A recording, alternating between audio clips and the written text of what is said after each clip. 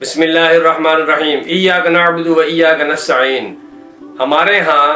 پاکستان کے سابق وزیر اعظم عمران خان اور بشرا بی بی کے عدت کے اور طلاق کے حوالے سے ایک عدالتی فیصلہ سامنے آیا ہے، تو اس پر مختلف آراء سامنے آ رہی ہیں۔ تو حضرات علماء کرام، مفتیان کرام اس کے بارے میں اپنی تحقیق جو ہے وہ پیش فرما رہے ہیں۔ تو میں بھی اپنے سامعین اور ناظرین کے لیے یہ بات واضح کرنا چاہتا ہوں کہ اسلام نے عورت کی عدت جو ہے اس کی شرائط مقرر کر دی ہیں اور اس کا طریقہ کار مقرر کر دی ہے۔ مثال کے طور پر ایک بیوہ عورت ہوگی تو اس کی عدت کیسے ہوگی، اور ایک طلاق یافتہ عورت ہوگی تو اس کی عدت کیسے ہوگی۔ تو قرآن پاک کے اندر موجود ہے والمطلقات یتربصن بانفسہن ثلاثۃ قروء، کہ وہ طلاق یافتہ عورتیں جو ہیں وہ اپنی 3 حیض عدت پوری کریں گی، 3 مینسز، اور 3 مینسز کے بعد ان کی عدت کمپلیٹ ہو جائے گی تو وہ آگے جہاں چاہیں نکاح کر سکتی ہیں۔ تو بہرحال اب اسلام نے پوری اسلامی تاریخ میں ہمیں یہ ملتا ہے کہ یہ اس کا فیصلہ خود طلاق یافتہ عورت ہی کر سکتی ہے، اس کے سوا اور کوئی نہیں کر سکتا، نہ کوئی جج کر سکتا ہے، نہ کوئی مفتی کر سکتا ہے۔ تو عورت کے قول کا ہی اعتبار کیا جائے گا، کیونکہ ہر عورت کی جو عادت ہوتی ہے وہ مختلف ہوتی ہے اور اسی کو پتہ ہوتی ہے۔ تو بہرحال مزید یہ کہ عورت سے قسم یا حلف لے کر اس کے قول کا اعتبار کیا جا سکتا ہے اور اسی پر فیصلہ ہوگا اور اسی پر فتویٰ ہوگا۔ لہٰذا یہ ایک طلاق کے بعد جو ہے اس نے عدت پوری کر لی اور عدت کے بعد پھر اس کا جو سابقہ شوہر ہے اس کے اوپر اگر اس طریقے سے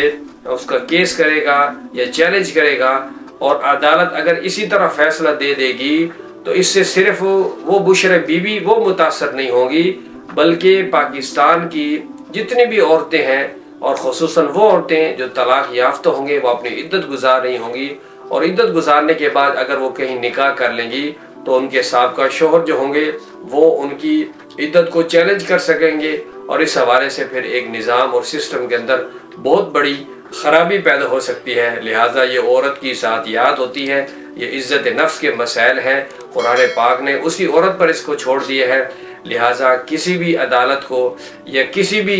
دوسرے آدمی کو یا دوسرے فریق کو اس میں جو ہے مداخلت کرنے کی اجازت نہیں ہونی چاہیے۔ اور اس فیصلے کے لیے میں اتنا مزید کہوں گا کہ عدالت اپنا معاون مقرر کر لیتی ہے مختلف امور اور مختلف فیصلوں کے اندر۔ تو اگر یہاں بھی عدالت کوئی کسی مفتی کو، جیسے مفتی تقی عثمانی صاحب ہیں یا دیگر مفتی منیب الرحمان صاحب ہیں یا دیگر کوئی بڑے مفتی جو ہیں، اگر ان کو اپنا معاون مقرر کر لیتی اس کیس میں رہنمائی کے لیے تو بہت ہی زبردست میرٹ اور عدل و انصاف کے مطابق فیصلہ کیا جا سکتا تھا۔ تو ہماری رائے میں تو یہ کیس بنتا ہی نہیں ہے اور اس کیس کو سننا ہی نہیں چاہیے، اور اس کیس کے اندر کوئی جان نہیں ہے۔ لہٰذا سیاست کرنی ہے تو اور بھی معاملات موجود ہیں اور بھی باتیں موجود ہیں، اور بھی پوائنٹ موجود ہیں۔ اور میں ساتھ یہ بھی کہوں گا کہ ہمارے اس ملک کے اندر بہت سارے مسائل موجود ہیں، غربت کے مسائل ہیں اور تعلیم کے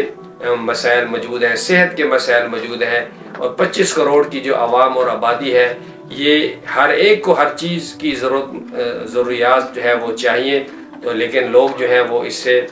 بالکل ان ضروریات سے ناپید ہیں۔ اس لیے ارباب حکومت کو ان چیزوں کی طرف توجہ دینی چاہیے، یہ فضول کیس جو ہے وہ اڈاپٹ نہیں کرنے چاہیے، ان کی طرف نہیں جانا چاہیے، اپنا وقت نہیں ضائع کرنا چاہیے۔ عدالتوں کا بہت وقت قیمتی ہوتا ہے، کئی لاکھوں کے کیس جو ہے وہ عدالتوں میں پڑے ہوئے ہیں، اور عوام جو ہے یہ متاثرین اس انتظار میں ہے کہ ہمیں انصاف ملے، ہمارے ساتھ عدل و انصاف ہو۔ لیکن بہرحال اگر ان جیسے کیسوں کے اندر عدالتیں اگر اپنا وقت ضائع کریں گی تو پھر جو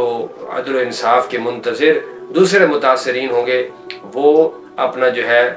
وہ متاثر ہوں گے اور ان کا حق ضائع ہوگا۔ اس لیے ان جیسے کاموں کے اندر ہمیں بچ کے رہنا چاہیے، اور جب کہ اس کا فیصلہ خود قرآن نے کر دیا ہے تو اب شرعی اور قرآنی مسائل کے اندر تو ہمیں کسی کو بھی مداخلت کی اجازت نہیں ہونی چاہیے۔ دعا ہے کہ اللہ رب العالمین ہمارے ملک پاکستان کو دن دگنی رات چگنی ترقی نصیب فرمائے، امن و امان کو قائم فرمائے، ہر قسم کی دہشت گردی اور ہر قسم کی بد امنی سے ہمارے ملک کی حفاظت فرمائے۔ آمین پاکستان زندہ باد پائندہ باد.